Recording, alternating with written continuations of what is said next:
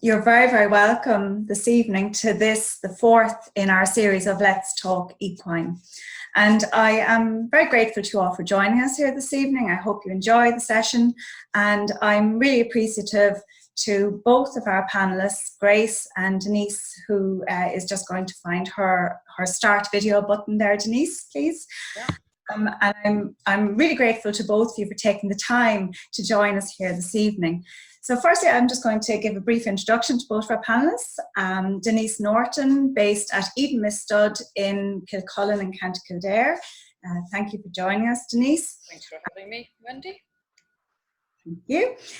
Your stud was established in 1989 and very much focused to breed and produce correct, quality, true-to-type Connemara ponies, and these with a view to production for the show and the performance reins. You're standing 3 stallions: Prince of Thieves, Edenmist, Pride of Thieves, his son, and Connemara, and I hope I'm pronouncing those correctly. Denise is a BHSAI instructor, has ridden connies all her life, and has sold many ponies over the years at home and abroad. Denise was a member of the Connemara Pony Breeders Society Council from 2015 to 2018, where she acted as the chair of the Performance Committee, and she's also been a member of the Marketing Committee. Currently, Denise sits on the Connemara Pony Breeders Society International Committee as a technical delegate. Denise also is an in-hand and working hunter judge and a Connemara Pony Breeders Society classification inspector, as well as being an Irish Shows Association in-hand and ridden judge, and among the distinguished panel of judges for the RDS Breeders' Championship. So quite a CV there, Denise. Thank you, Wendy. I hardly recognise myself. And Grace Maxwell Murphy, a solicitor by profession, based in Crockwell in Galway, so not too far away from myself here. Grace, Connemara Pony Breeders Society in-hand and working hunter judge and classification inspector. You're also an Irish Shows Association ridden and side saddle judge, regularly hunting side saddle during the hunting season, no mean feat, I'm sure. Breeding, producing and trading Connemara ponies, competes annually at Clifton, Balmoral and the RDS, to name a few. And Grace, I'm told, has never missed a Clifton show. First won the ridden championship at Clifton aged a mere 10 years of age with Talara Blackthorn, and also known and respected for her appreciation of and success with Irish drafts. And together with her husband William, she trades in thoroughbreds, and her family also have a renowned history with Connemara Pony, and her mum Beatrice was indeed inducted into the Connemara Pony Breeders Society Hall of Fame for her contribution to the Connemara Pony. And really, I suppose, you know, both of you as inspectors on behalf of the Connemara Society, and with all of your various judging appearances and invitations throughout the country, you know, really that stands for an excellent insight into the calibre of ponies that are being presented and bred currently. So without further ado, because we have a bit to get through, I'm going to share my screen with everybody. And I am just going to look for affirmation from you guys that you can see that at the moment. Yeah. Brilliant. So basically, as per all of these webinars, those that are attending, you have an opportunity to send in your questions via the Q&A button that's at the bottom of your screens, and we'll come to those at the end of the presentation. We are going to be talking about a selection of various ponies, including some mares, foals and young stock, all in the ownership of both of our panelists. And I suppose, look, I just want to emphasize at the start that obviously, you know, we're talking about a selection of ponies that some are, I suppose, show ponies, and, you know, we're using videos that are made and at home and very kindly produced by the ladies to you know, talk about these animals here this evening, and they are a useful tool to do that. But obviously, in the context of showing, you know, nothing in terms of video material really can you know, properly, I suppose, compare or substitute for looking at the real thing in front of you. So maybe just to kind of emphasize that as a starter. So first of all, Grace, I'm going to come to you for starters. You have proffered this mare that, for those in the Connemara world, people will be very, very familiar with her. Tiergarten host Larissa. I suppose she's well known from the perspective of the various accolades that she's achieved within the show ring. You might just give us a little bit of a brief introduction to that for those that maybe are not so familiar with her, Grace. Yeah, Larissa was a great mare for us, and we have her now. She's breeding. We had a great career with her under saddle, and both in hand and under saddle. So she was dual purpose. She did both, which was just a fine example of the breed, because she could do both. She won at all the big shows: Northern Ireland, Balmoral, Clifton. She was reserve champion in Clifton. She took a side saddle. She was a fantastic pony to deal with under saddle, because she's very docile, and she's a lovely temperament and a lovely character, and that's why she's just a nice example to use on this, because temperament, I think, is so important, and maybe people forget that sometimes. I mean, really, like especially when you're bringing them around to shows, and you could bring her to a show and she's so good in the box. She's so quiet, but once you got up on her, she'd light up, and really she was well able to perform. Like, it didn't make her, she had so much presence when she went into the ring. So that really stood to her all the time, and she was a really good mare at being able to rest herself when she went back to the box. She was always quiet, never fretting, always really happy about her job. So she was just an absolute joy to show for many years. We had we built some great memories together, and I was delighted to be able to bring her home. She was retired after she went reserve champion ridden in Clifton, and that was under side saddle, and it was very fitting to retire her that day, and it was brilliant to be able to bring her home and breed her then. And like, obviously, I suppose, the showing successes that she has attest to her conformationally and her her movement and athleticism in that regard. In terms of retiring her as a broodmare, was her pedigree, was her back breeding, was that of import to you in that regard? Well, I suppose it would, the way it would with any filly, but more importantly would have been the way she was herself, because I was happy that I knew her and I had ridden her and I knew what she was like. So I was happy to, irrespective of her back pedigree, I would have been happy to breed off her anyways. But she has beautiful back pedigree going back to Hazy Dawn. So it was a nice starting point for her. And you purchased her as a foal, correct? I did purchase her as a foal, and I brought her on and started competing her then as a 5-year-old. She didn't quite come as a 4-year-old mare under saddle. She just needed the extra years, so I competed her from 5 up. And what was it that you recognised in her as a foal that you felt was what stood out to you at that stage? She had a really nice head, and she had a lovely front leg and a lovely shoulder. I suppose shoulder is really important, when you're looking at something, that you want to be kind of looking at them, and even when they're that young, and imagining yourself putting a saddle on them. I'd look at everything that way, because everything to me needs to be able to do a job. So I suppose she just had a beautiful head, and she had just as a foal there, she kind of had that look at me about her, and a lovely shoulder and a lovely, nice length of rein. Denise, if I might ask you, how important is it in the early stages, I suppose, when you're setting yourself up to bring a broodmare into the broodmare field? Like, how important is it to have a plan at that stage, and to think about the kind of progeny that you're looking to produce? Well, I think it's very important to have a plan. You can always change that plan as you go, as in, if you don't get the planned product as the foal that you want or whatever when you're breeding. But you must have a plan. You must know your market that you're aiming for. And I think really preparation is key to success along that line.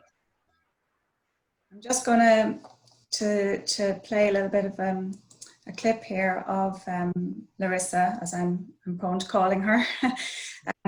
Grace, you might just talk to us a little bit about the mare, and I suppose the attributes that you like and that stand out to you about her. What I like about her is she's a beautiful head. Like, she'll always catch your eye in the field, and that's really nice. And even just day to day, whether you ever go to a show, like, it's nice to be looking at something nice in the field that looks at you and gives you joy. When She has a really, really nice head. She's a lovely shoulder. She's a nice front leg. She's a nice bit of bone. She's a nice backhand, and she's lovely and deep. You know, she's plenty of room to carry a foal. She's plenty of power and substance, and she's very typey. Like, she's a real proper typey pony, and she's a lovely mover. She's plenty of toe, and so just all around, she's a nice example of the breed. Mm-hmm. Denise, would you add anything in? Yes, you can see even there in the field her presence, that X factor that I think really a lot of the Connemara's have, and they can emulate that in the show ring. And as Grace says, she came alive under her in the show ring. And without that, you just really don't get that look at me factor. And, you know, when you walk into a ring for a judge to judge, be it in hand or written, that first impression really to catch a judge's eye is what you want to do. And she's there, she knows the camera's there, she's minding her foal, her ears are pricked, she's great presence. Lovely mare. And just we'll come back a little in reverse here now, just to talk, Grace, if you would, in relation to that foal that's in the video. We'll come back to the video in a moment. But you bred her to Glencarrick Knight. What was your thinking in going to him? I like him because I've seen a lot of progeny by him, and he seems to be able to breed quality and bone together, and that's you can't always get a lot of bone and a lot of quality together, but you do with him. You know, he's a nice pony, he's got tons of bone, tons of quality, a real look at me, plenty rein, lovely front leg, so for me he was just an ideal partner for her. I'm just going to pop into the video here now again. Just bear with me a second. I'm going to scooch her up a little bit, and we'll just look a little bit more at the foal himself. And you might just talk to us about what you like about the foal and what you can see there. He's got plenty of presence as well. You know, he's got that kind of look at me. He's a lovely mover, lovely head, nice bit of bone. He's probably, in fact, it's hard to see on the video there, but he probably, I'd imagine he will have a bit more bone than her. So, you know, I just think that he turned out well. I'm really happy with him, and I think that he's quite a classy individual there. He's only about 2 or 3 weeks old in that video as well. So, but you can see that, you know, he's got plenty of quality and plenty of bone and plenty of movement. Mm-hmm. Yeah, we'll see a little bit of movement here in a second. I'll just show up a little bit. And Denise, you might add a comment or so in relation to the foal there as well. I'm quite envious of this foal. He has a great front to him as well. He's nice. His neck is set on very nicely. I can imagine he'd be very balanced as he gets older. Well, he's balanced now, but as he gets older, he'll be a lovely pony regardless of what he turns his hoof to. He's lovely, full of quality. There's a bit of a look at me about him, isn't there? Yeah. Just while that's finishing out there, Denise, like, you know, in terms of, I suppose, assessing breeding stock and, you know, identifying breeding stock, broadly speaking, just, you know, what's your perspective in terms of the relevance of the structures that are there in terms of inspections and the other external, like the shows and that side of it? Like, broadly speaking, what's your perspective there? Well, I feel shows are very, very different to the inspections. I mean, you can go showing and the judge is telling you what is the best on the day. There and then. The inspections then are basically telling you if you're of the breed standard. And we all know the breed standard is between 12.2, 14.2, good limb. When we say good limb, correct limb with plenty of bone, and we measure the bone under the knee, nice sloping shoulder. Ponies have generally been very, very, very sound. I have an old stallion, he's 29. I don't think he's had, knock on wood, but I don't think he's had a lame step in his life. So they're very hardy and very strong. But the inspections, I think, the Connemara Society introduced the linear profiling last year for the first year into the inspections. And I don't know if you want to talk about that now or later on, but I feel it for people breeding their mares to be able to look at the linear profiling of your mare and look at the linear profiling of the prospective stallions you have for your mare and try and match them as best you can. Now, we all breed the best we have to the best we can and hope for the best, and sometimes we only get bits of the best, but it's all you can do, really. Yeah, we'll come back to that a little bit when we're talking on your own mare, Denise. I think I'll just move forward a little bit, and we'll have a little bit of a look at this lady, also out of Teagasc Larissa, and a filly in this case, born in 2019, Grace. You know, you already had a filly on the ground from 2017, the 2017 filly. She's now 3. Yeah. So, like, you'd obviously learned some lessons from that initial covering, and then you covered in this case with Cushing Storm Boy. You know, why did you make the stallion choice in this case? Can you remember back? Well, it was actually, I actually covered her with my own stallion, Gleann Rua Maxwell, and he actually unfortunately died after that. So, but I was just so fortunate to have to get the one filly off her with the stallion before he died, because we thought he had years and years left in him. But so I'm delighted I have her, and she's a filly. So then I just picked Storm Boy because he's lots of presence and lots of bone and plenty of rain. And he tends to throw them very quality as well. So I bred her with him, and he's lovely back pedigree there to Abiek's own on his sire side and his dam side to Flora Mortine. So she, I got a lovely filly foal that's come into a nice yearling filly, and I'm really happy with her. I'll play a bit of that video here now, so you might just talk to us while she's moving. Yeah, so she's a good walk, and she's a lovely head. She's the absolute head of her mother, and she kind of has a particularly nice head because she's that lovely, really defined jaw. She's a lovely mover. She's got a lovely length of rein, and she's just kind of oozes quality. Like, she's a classy looking filly. So I'm just happy that she'll suit plenty of jobs out here, and I'm happy with her movement and her quality and her bones. So that's the main thing, and hopefully she'll come into a nice pony. When you say she'll suit plenty of jobs, what's in your mind? Well, in my mind is I'd probably like to show crystal her. Ball, I probably will like to show her, because she's a lovely mover, and I can just I can imagine her eventually with the saddle on her back as well. She looks like she'd be nice and light, and that she'll suit that job well. Mm-hmm. And we'll say, like, if you're comparing her and the foal, what's your feeling there? I feel like she's sort of nearly probably a bit more refined than him, but that's probably the filly in her, It's hard to judge the foal at the moment because he's only a couple of weeks, but she seems more refined, and she's very, very like her mother. And, would you have in your mind's eye maybe perhaps as well down the road that she could effectively be a replacement for her dam?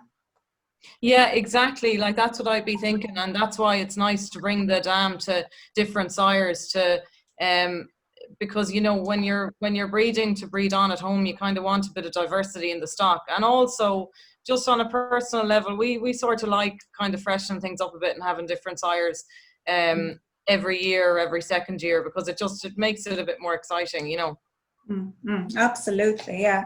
And Denise, just maybe a comment back from your own perspective as well, in terms of the benefits of having previous progeny on the ground, and kind of taking on board the lessons from what's gone before. Well, yes, I've always been tempted maybe to go to the same stallion twice and give him a second chance, especially if I just feel maybe next time be the better mating. I've always, looking at this filly, I've always loved Cushing Storm Boy. Thought he was a really, really nice pony. And I think Grace with the back pedigree on both the sides, that mare can do anything. She can go performing. You've got Ashfield Bobby Sparrow, Carna Bobby there, going back to Abbey Leaksone and Kimball. It's absolutely lovely breeding. Absolutely. So I think we'll have a little look at your lady, Denise, Creel to Dove, Colleen Orr, and you might just talk to us a little bit in terms of, you know, the dam line on this lady, and you know, what she, in your opinion, brings to the table as a broodmare. Well, this mare was bred by the late Henry Kelly from Creel to Dove, Connemara Ponies, and Henry had her dam, her grand dam, and her great grand dam. So I was privy to seeing all of those ponies, and I absolutely loved that mare line, that bottom mare line. And Old Crystal was a really good stamp, a really good old-fashioned type of Connemara pony. And when I had the opportunity then, I thought everything this mare is, Prince of Thieves isn't, and vice versa. Just again, getting back to the linear profiling. Prince of Thieves has quite a good front. This mare is very short of her neck. In that photo, she looks a little bit light of her head-neck connection, but she's actually not. She has quite a long head. It's not an unattractive head, but it's long head, and he has a very pony head and always seems to stamp his stock with that pony head. She is quite deep of her body. If you were to point a weakness with him, he is a little bit more shallow of the body. They both have good hind end, and Prince of Thieves really moves. He really moves across the ground. So I was kind of hoping for a more athletic pony out of this mare by going to Prince of Thieves. Look, we'll that's just the pedigree. This is the love of my life, this pony. I actually had this pony bought before he was born, but when he was born, they thought it was a filly, and it took them 4 days to realize that filly was a colt, and I got the colt to say, you can have him. And when I went to see him, he was a little Dudden foal with his mane standing up like this, and he looked like Bart Simpson, so that's his name at home, is Bart. So oh dear. Well, look, we'll have a little look at herself in action. Can do nothing but eat. She is the greatest mare to do herself well. Can we maybe just talk about her in terms of her movement and whatnot as well? She has a great walk, absolutely great walk. Probably she has a very good strong trot. You'll see her trot now in a moment, but probably not like Grace's ponies in that she would be a show mare. She wouldn't disgrace herself in a show class, but she's only 14 hands, so she'd be lost in a regular broodmare class. But she has a great walk, and as does Prince of Thieves. So that shows a little bit. I always think if they can walk, they can canter, they can gallop. Absolutely. As you can see, she's more workman-like trot. Yeah, and you know, I mean, obviously, like you say, you try to match up the strengths and the weaknesses with both. And how do you feel about, you know, the end result of that match now? Well, I'm absolutely thrilled with that little fellow. He was just about 3.5 weeks old when these videos were taken. He's like the mare in that from nose to tail, he's quite short. He's quite a compact little fellow, and he is short of his neck, like his dam. But I'm not unhappy with him. I think he's very balanced. I think he's very uphill. And like most Connemaras, I think he'll do a job. He'll have a job. I mean, I was about to ask you, you know, when you look into your crystal ball with him, what are you thinking moving forward in another 2 years' time, 3 years' time? I was hoping to breed a filly and you know, maybe go on from there. As Bart, Prince of Thieves, he's old now, he's 29. But as soon as this foal dropped on the ground, I never judge foals, really. You judge foals, they say 3 weeks, 3 months, 3 years. But really, I think he's going for the performance ring. Definitely. Yeah. And I suppose, you know, Grace, like obviously you know, you're producing a lot of young ponies. You're out there, you're buying a lot of foals, you're producing young ponies, and you know, what's your perspective in terms of the opportunities that are there, and the various different routes to market that are there for you as a producer? You know, what's working well in your opinion? What are the opportunities that are there? Well, I think there's a number of different areas that you can produce your pony for, and you just need to be clever about what you do that for. If you have a show pony, produce it for the show ring. And by show pony, I mean, you know, like an in-hand show pony or a ridden flat pony. But if it doesn't have the qualities of that, it doesn't make it any less of a Connemara, because they have so many different jobs. So you can produce a pony for hunting to be sold as a hunter. You can produce a pony to be sold as an all-round family pony. I mean, the amateur market is, you know, let there be no mistake, it's the biggest market that we have, and our ponies are such beautiful temperaments and so fantastic under saddle. That's why we have that market. So to be able to produce a pony for that market, hunting, pony clubbing, all-rounders for families to share, is, I mean, it's the biggest market really out there. And then there'll always be the niche. There'll always be the ponies with the extra bit of something for the show ring. There'll always be ponies with the extra bit of something for the show jumping. Also, and I mean, there's so many Connemara's out jumping and eventing. I mean, they can really go so many different routes. So identifying for yourself, you go to buy a pony, try and buy a straight and correct pony to start with, and then try and buy something with a bit of bone and a bit of quality, and anything you get after that is a bonus. But if you start with conformationally correct animal, it'll take you places no matter what. I think there can sometimes maybe be a perception that, you know, unless you're actually targeting, you know, the high end of markets, or specifically targeting absolute performance and so forth, that there isn't maybe the return there. You know, what do you say to that? Like, is it possible to turn a grid in this sector, in this kind of level within the market? Yeah, I absolutely think it is. I think you just need to be realistic about what your aims are, and realistic about what your pony can do. I mean, it's difficult to start off and say, I want to breed a grade A show jumper that's going to go and jump at the Europeans. I think that if that happens for you, it's really, really good. But it's also good to just have backup plans for everything, and backup plans for ponies, and just, you know, market them accordingly. And maybe direct this question to Denise. You know, I mean, I suppose, like, we look at Larissa there, and she's got a superb CV behind her. You know, not everybody's in the position to be out and, you know, producing animals for the show ring, or not everybody has the credentials or CV behind a mare to that level. You know, I mean, is it necessary? Are there other options there? It's not necessary. But as Grace said, if you start off and buy the best you can, and get a good model with good bone, you can always hope to breed up as you go.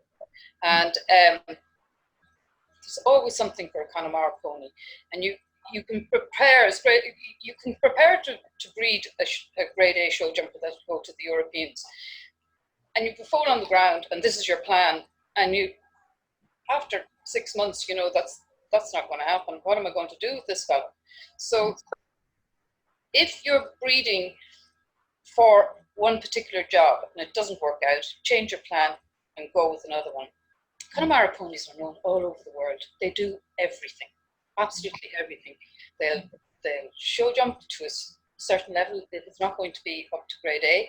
They'll event. They'll do dressage. As you see the way Grace's ponies move, there's absolutely no reason why some of those didn't go on and do dressage. I've had two that went driving as a pair in competition. Working hunter, ridden. This is endless what they'll do. And they're a great family pony. I think every family should have a pony, a Connemara pony. Tonight's sales pitch, Denise. Yeah. And you know, like I suppose the Wendy, you know. the importance, I suppose, also, you know, aside from the versatility of the pony, the importance of temperament, and, you know, the fact that, I suppose, they're ponies, so, you know, your end customer is effectively children for a larger part as well, you know. And they are renowned for their temperament, and without temperament, they're not trainable. And to be honest, Connemara Pony, they have a willingness to work, and they have a willingness to please as well. And that's because they've got such great temperaments. Mm-hmm. Well, we're going to talk about another nice one, of course, Grace, Afro-Jack. You found this guy as a 3-year-old, untouched, I believe, in the country. Yeah. I found this guy up in a field as a 3-year-old. He went on again. He was, you can see the picture of him there, 3 years of age. He doesn't look much to look at there, but he did have a grand frame, but the most part of him was that he was a very good mover. I mean, they laughed at me when I brought him home, but they stopped laughing when I let him loose in the field, because he just ground. And for me, for a pony going under saddle, if he was straight and correct, and his head doesn't look great there, but I knew it was nothing that a nice, you know, well thought out bridle wouldn't sort out. He was a bit long, but I knew that he'd come in as a 3-year-old. He was a bit long. I didn't take him out till he was 5, so he grew into a frame. He'd improved everywhere. He'd improved an awful lot behind. He was quite weak there and very weak of his gaskin when I got him, but he improved a good bit. And when he was schooled up well, but his movement always stood to him. If it doesn't move, we you know, it's really like, if you're going for the show ring, it has to move. And to me, you're at nothing if it doesn't, because it's when you go into the ring and you go up into trot in front of a judge, like when you start moving, that's what separates all the ponies then, because the good movers would always stand out. So he did come into a lovely pony. He had a fantastic temperament. He moved really well, and he was just he gave us some great days. And he's now with a family in Scotland, and, you know, making them really happy. Mm-hmm. Okay. And, you know, Denise, in terms of his pedigree, again, you know, what would you comment in relation to that? Well, he had to move, and he had to perform really with that pedigree. You're going back to West Side Fred, and then I Love You Melody as well there, and then back to Abbey League's Own. Absolutely superb pedigree, lovely pony.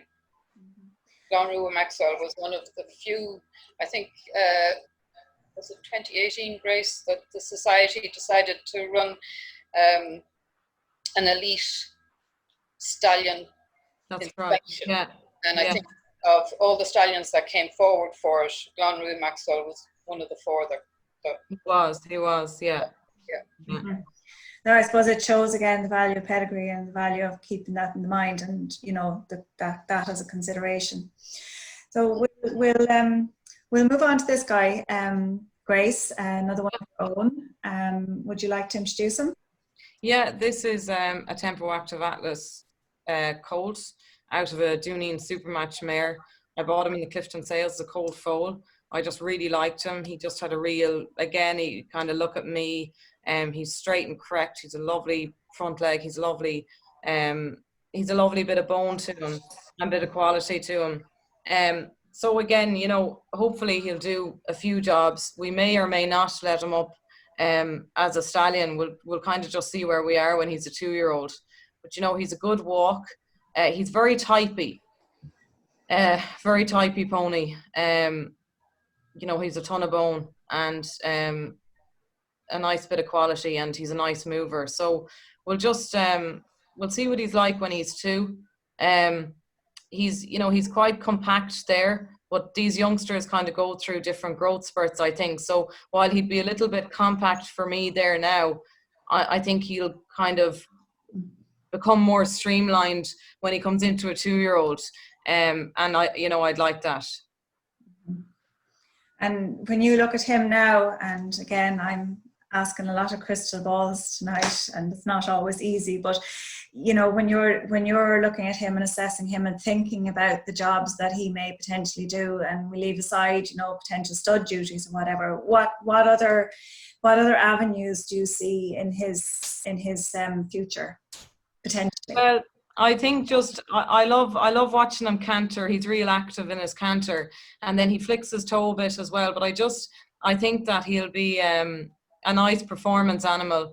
I can imagine, you know, you can just see the saddle there on him, and he's got lots of power. That's what I really like about him. You can see yourself on him and been carried down to a fence on him. So whether that fence is in a ring, out in a hunting field, I think, you know, you'd be kind of happy about it going down to it on him. So I think he's got lots of different avenues.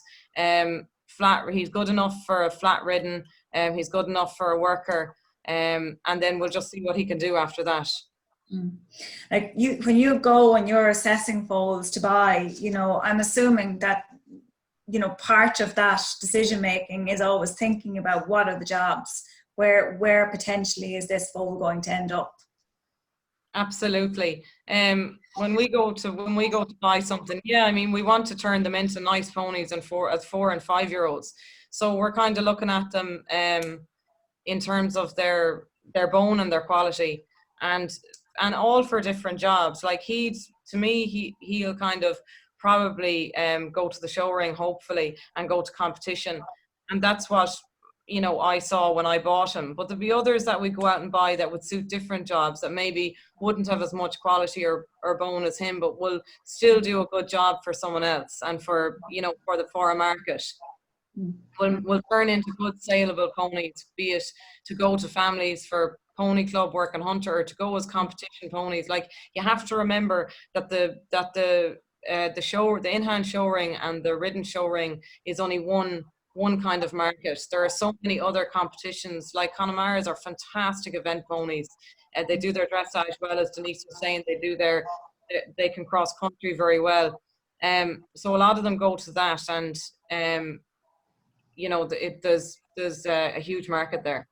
Mm-hmm. Denise, just I suppose as we're kind of on the topic of colts, and you know, I suppose those that maybe are looking to the classification systems that are there and whatnot, I suppose how relevant for you is classification, and you know, the credibility that then offers when people are choosing stallions, and you know, the I suppose the standing up in terms of soundness and that side of it as well. Have you any comments on that? Well, I think it is a very contentious issue, inspections and classification. But the stud book, it is part of our breeding program to keep the stud book, to aim to preserve the breed and improve the breed. So we want to bring forward, always bring forward the best of the breed. So yes, I think the classification system is very important, really. I'd probably be shocked by an awful lot of people for saying that. Until something better comes up, it's needed, really. We've got, obviously, you've got, when you're within the breed standard and you're between 12.2 and 14.2, and you bring your pony forward for inspection, it'll be linear profiled. He'll have to jump a little fence. It's not very big, but it shows athleticism. He's looked at loose, he's looked at in hand, and he's also looked at by the vet. His bone is measured. And the other thing is his hoof-fold separation certificate. Yeah. And I think that's very important, that now breeding moving forward, that people know the status of their colts, their stallions, their mares, where the hoof-fold separation disease is. It can offer you confidence then in your decision making as well, to have that knowledge. Of course it does, yeah. As I said earlier, breeding what you've got, the best of what you've got to the best is, and at least with the classification system, you know they've gone through a certain amount of criteria, and it's there in front of you to see when you're looking to find a stallion for your mares. to you then the decision. He's a lovely coat, by the way, Grace. He's very uphill and he's got great hock action. Yeah. Thank you. So we have also I'm just watching the clock here as well too. We have a selection of geldings that we're going to have a brief look at. And Grace, you might just talk us through. I'll run through these one after the other and just give us a little bit of an introduction, and then we'll talk about them as a group together. Sure. So this is a Letter Mucku boy yearling gelding.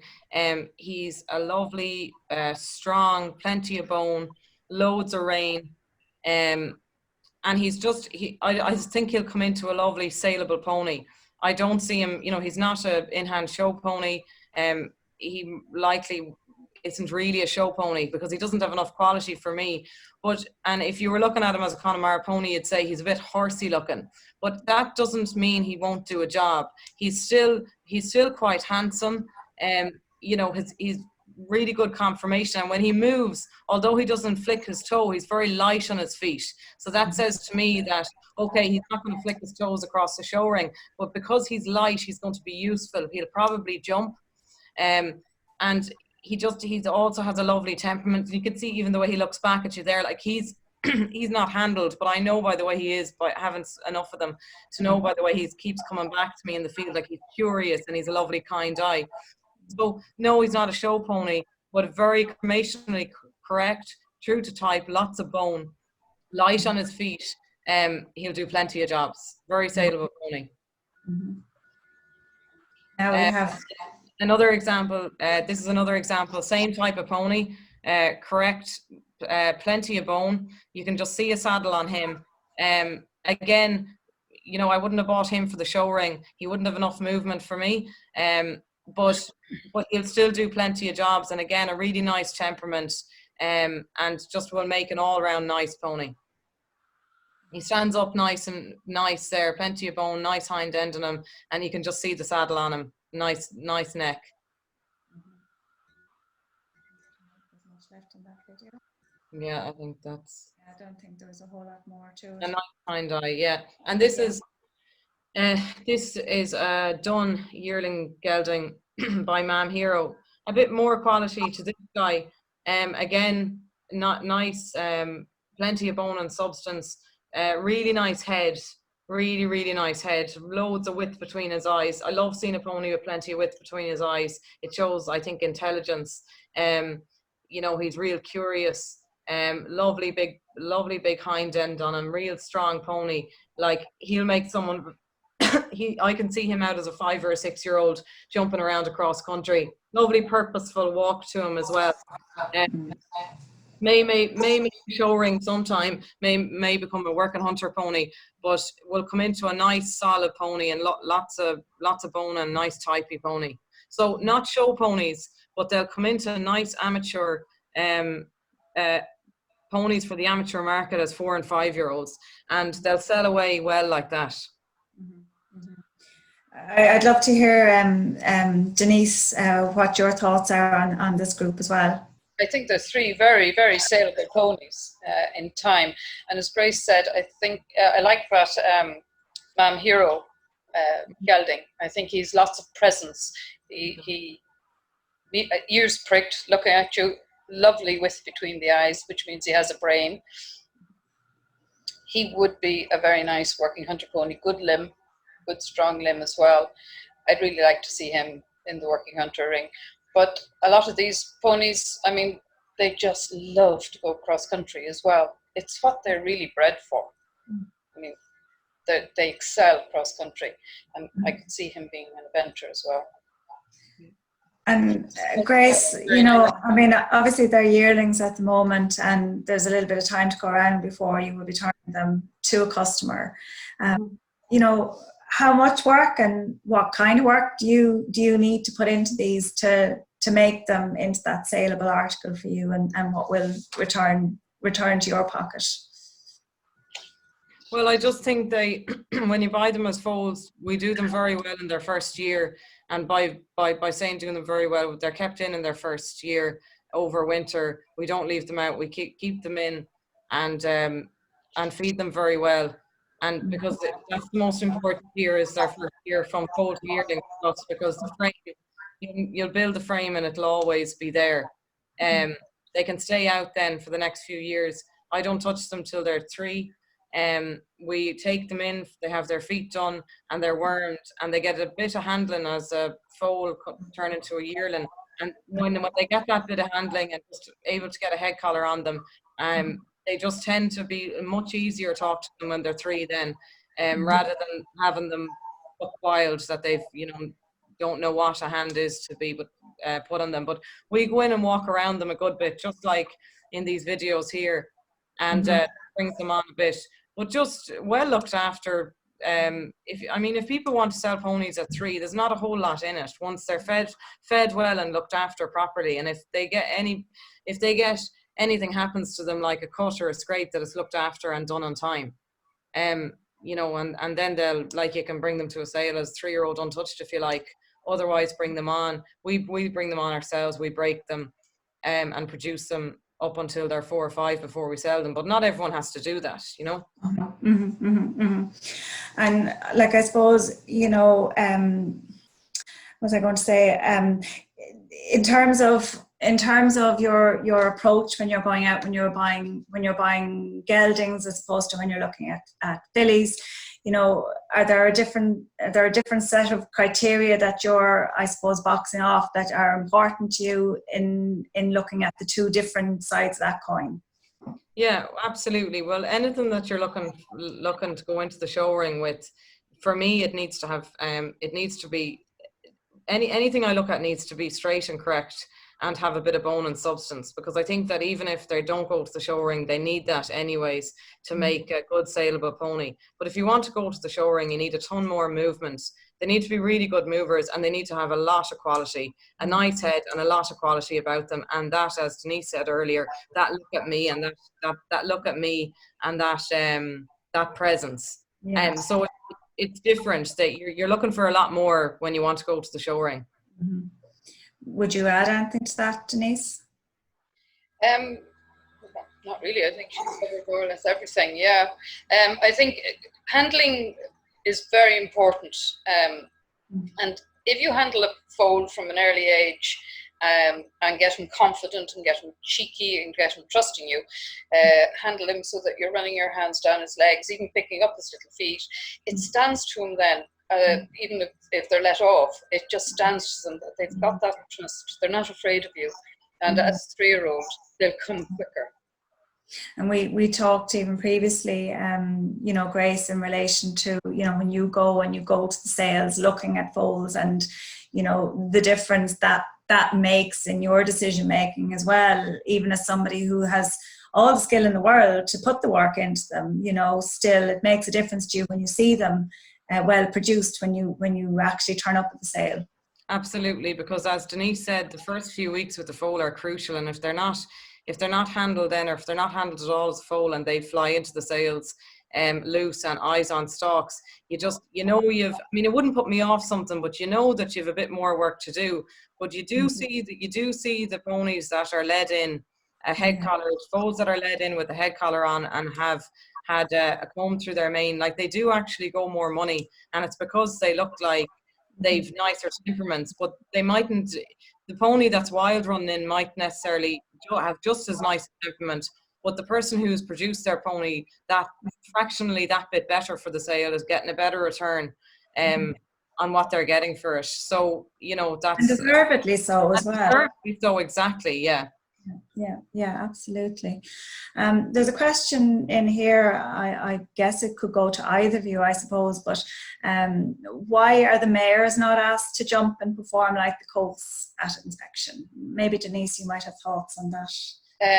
Well, it has been discussed, and I know Horse Sport Ireland give you the option when you're bringing your sport horses out for inspection, but the mares sometimes are a lot older when they're coming out for inspection, and some of them will have foal at foot, believe it or not, and some of them will be in foal, and they believe that once the mare is correct and breed standard and passes the vet, she's good enough to go breeding. Yeah. And I might just follow that then with, you know, I suppose a general question in the sense of what are the kind of reasons that arise as to why stock are rejected on inspection? And maybe we'll confine this, I suppose, more so to the mares and the fillies rather than the colt side of the house. Sorry. Go for Grace, yeah. So I think it's very clear, like it's something that is rejected at inspection is usually it's conformationally not correct. So if a pony can walk and trot back to you straight, it's going to get through its inspection process. And if it doesn't walk or trot back to you straight and there are a multitude of things wrong, then it doesn't deserve to get into class 1, and it won't. Now, some stock can be presented very, very poorly. That is an issue as well. But for the most part, something that doesn't make it into class 1, if as a filly, the reasons for rejection are based on conformation and on movement, correct or incorrect. So it kind of is as simple as that. Yeah. There's a couple of questions in here just in relation to the inspection of geldings. We don't inspect our geldings anymore. Yeah. Once gelding is under 14.2 and has a cert from the vet to say he's been measured to that, and that he's gelded, he's automatically a class 1 gelding. And that's because a gelding can't breed, so they can't leave any legacy, so they're not doing any damage by breeding. In terms of the marketing supports that are there by the stud book, is there, like, do you think, is there adequate focus, I suppose, in general, not just in terms of stud book offerings, but is there enough focus in general in terms of marketing, and are people doing enough in that regard? Well, the society has a marketing committee, and they do work very hard.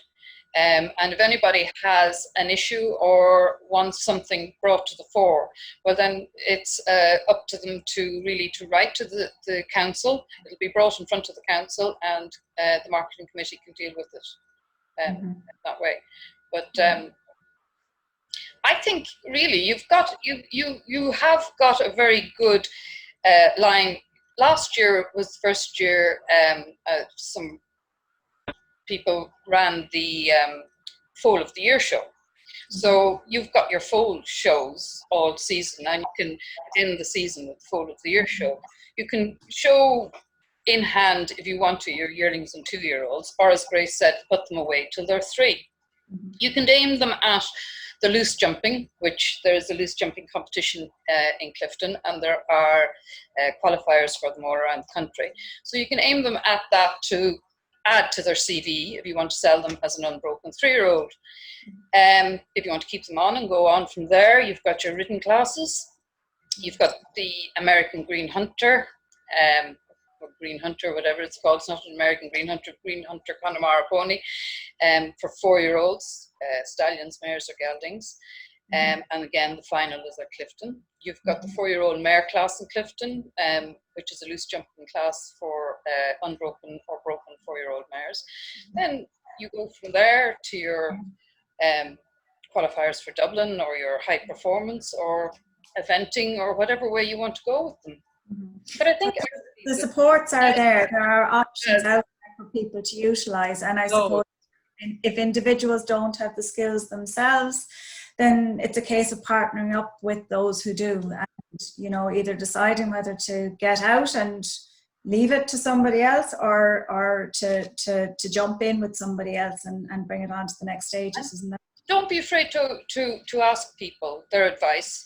Yeah, even just for breeding, for producing your pony for performance, people that are like Grace, who are doing it all the time, quite happy to give advice. You might charge for it, but no, there's a path there for your pony.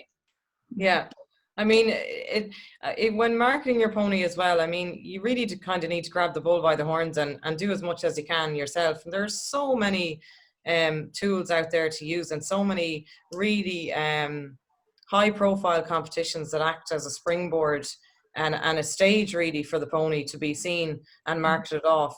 You know, I think it's fantastic. We enjoy it. There are actually a couple of questions here along the sort of theme of the height of ponies and the, you know, that as a kind of what can be done to address the issue of overheight Connemara's. There were a couple there back the way just in relation to height. What's your thoughts in relation to, maybe ask maybe Grace, maybe in terms of your thoughts in terms of marketing ponies in that sense? Well, you know, the breed standard is 12.2 to 14.2, so that's what we aim for when we breed. But there are ponies that are over height, and there's plenty of market for those ponies as well. There's markets for all types of Connemara ponies, from 12.2s, 13.2s, 14.2s, and over height ponies. There will always be end sale and for all sorts of types of ponies. But to maintain and to, if you want to breed a pony to a good typey Connemara pony to be within breed standards, if you've got a bigger mare, go to a smaller stallion. If you've got a very small mare, you can go to a slightly bigger stallion. But try and stay within breed standards, you know, because at the end of the day, it's a Connemara pony. That's what we want. Yeah. I think that's a fair point. And maybe ask both of you really, I suppose, what further changes would you like to see happen in terms of addressing the challenges that are there currently? Is there anything that kind of stands out to you in your mind that you kind of say, you know, I'd like to see this particular issue maybe being addressed? Or is that a fair question at this point? Well, would you like to go with that? I actually think what Grace just said there, to try and keep breeding within the standard and bring out, the pony has changed.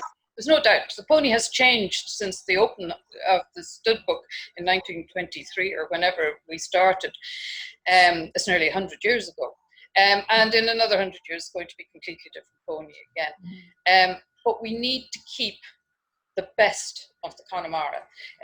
As Grace was saying earlier, go for quality, but also substance. We need to keep the bone and the strength of the Connemara pony and the mental attitude of the Connemara pony.